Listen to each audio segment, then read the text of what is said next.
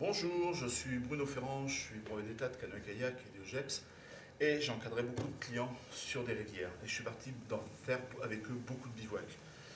En bivouac, on prend ce type de conteneur. C'est un conteneur qui fait 55 litres et dans lequel on doit prendre les affaires pour 2 jours. Alors qu'est-ce qu'on peut mettre dans un conteneur? Parce que la place, vous voyez, tout de suite ça déborde, la place est comptée. D'abord, quand on descend jamais seul. Donc on répartit les repas entre tous les équipiers. Ensuite, on prend vraiment que le minimum, que les choses qui sont utiles, et surtout, il ne faut rien oublier. Donc déjà, à portée de main, on a toujours le kawaii, un coupe-vent, parce que ce coupe-vent, en cas de pluie, en cas de mauvais temps, vous allez en avoir besoin. Ensuite, le téléphone.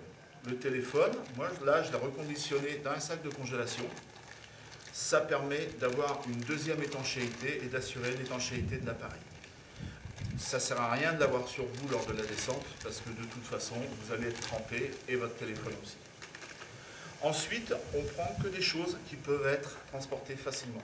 Au niveau des fruits, on peut prendre des pommes, on peut prendre des melons. Évitez tout ce qui peut s'écraser, comme des pêches, comme des bananes, parce que là, ça va s'écraser au fond du bidon et ça sera immangeable.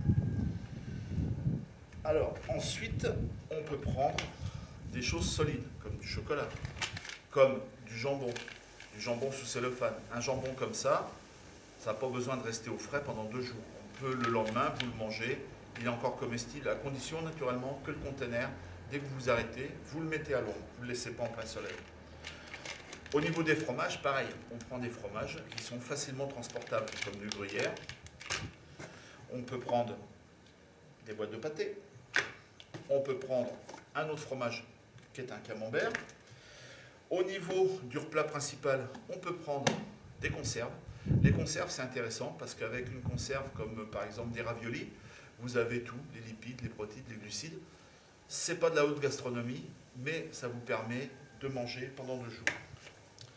Ensuite, on reconditionne un maximum de choses. Ah, j'ai oublié, la salade de pâtes. La salade de pâtes, c'est intéressant parce qu'avec un tupperware comme celui-là, vous avez 2 salades de pâtes pour 2 jours. Le premier midi et le deuxième midi pour 2 personnes.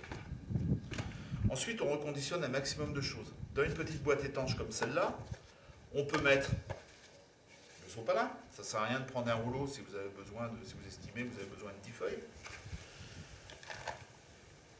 Les sacs poubelles, parce qu'il faut tout redescendre et rien laisser traîner sur le bord de la rivière. Un couteau métallique pour couper quand c'est chaud ou quand on a besoin de couper quelque chose, d'avoir un bon couteau avec soi. Une lampe de poche. Le briquet, parce que si vous n'êtes pas fumeur comme moi, le soir, pour allumer le réchaud, vous allez avoir besoin d'un briquet. Et ça, parce qu'il faut bien se réconforter après une descente en canoë. Ensuite, au niveau de tout ce qui est petit déjeuner, on peut prendre des doses de café, des doses de sucre, on peut prendre des dosettes de thé, on peut prendre des doses de sel, de poivre. Tout ça, ça tient dans une petite boîte comme ça et ça ne prend pas de place, contrairement à une boîte de sel de plusieurs centaines de grammes. Pour les repas, pour confectionner les repas, l'idéal, c'est la popote. La popote, dedans, ça se compose en... Là, vous avez un couvercle qui peut servir de poêle. Vous avez une casserole qui contient le contenu d'une boîte de conserve, donc ça permet de la vider directement dedans. 2 tasses pour le café et pour le repas du soir. Ça, c'est les couverts. Et 2 assiettes en plastique.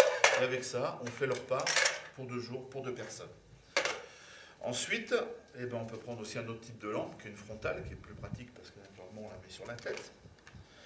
Il ne faut pas oublier les affaires de rechange, parce que le soir, il peut faire frais. Donc, l'idéal, c'est un jogging, une veste, des sous-vêtements, avec les chaussettes. Pour le repas, hop, ici, on a le réchaud.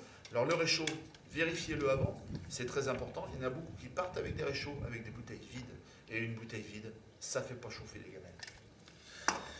Ensuite, au niveau de l'hygiène, une serviette pour se sécher. Et moi, je prends qu'un tube de dentifrice et une brosse à dents. Et naturellement, il ne faut pas oublier le papier hygiénique parce que ça, c'est utile. Donc j'oublie tout ce qui est gel douche, parce que généralement, sur le bord d'une rivière, il y a très peu de douches. Et de toute façon, si on veut se laver, on peut se baigner dans la rivière assez facilement. Donc à la limite, on peut prendre un bout de savon. Toujours dans le conteneur, on prend une bouteille d'eau. De l'eau, c'est important, il en faut beaucoup. Il faut compter à peu près 1,5 litre, 2 litres et demi par personne. Donc on peut avoir une bouteille pleine dans le conteneur et une bouteille à côté de soi quand on fait du bateau. Comme ça, quand on a soif, on peut boire, sans ouvrir le bidon. Pour le soir et pour l'apéritif, naturellement, on peut se prendre un petit réconfortant, un petit remontant. Ça, c'est interdit de le transporter dans les gorges de l'Ardèche. Donc, méfiez-vous, c'est interdit de le transporter, mais pas de le boire.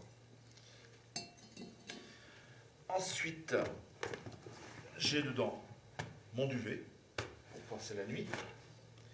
Et tout au fond, j'ai mis les chaussures. J'ai mis au fond, comme ça les semelles sont au fond du conteneur. Ça évite de salir tout ce qu'il y a dessus. Et pour dormir, plutôt qu'une tente, qui prend beaucoup de place, moi ce que je conseille, c'est de prendre une bâche et de monter un abri. Ça, je pourrais vous le montrer lors d'une autre vidéo. Ça, c'est une bâche qui fait 4 mètres par 5. Avec une bâche de 4 mètres par 5, vous abritez à peu près 4, 5, 6 personnes. Une autre personne peut prendre une bâche pour mettre au sol.